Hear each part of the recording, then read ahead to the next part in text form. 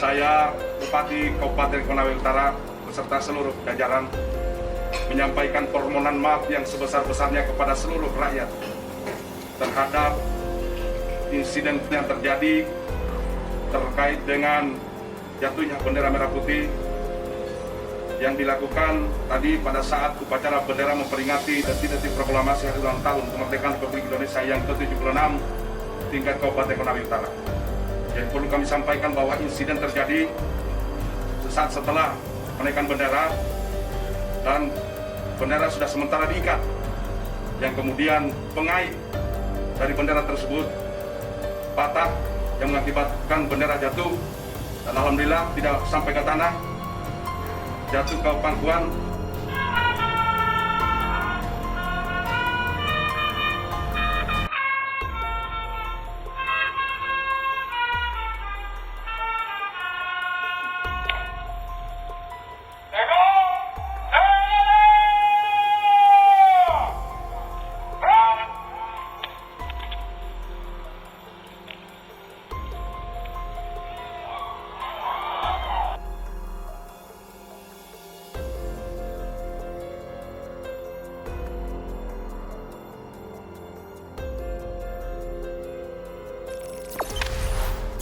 Jangan lupa subscribe, share, komen, dan like ya.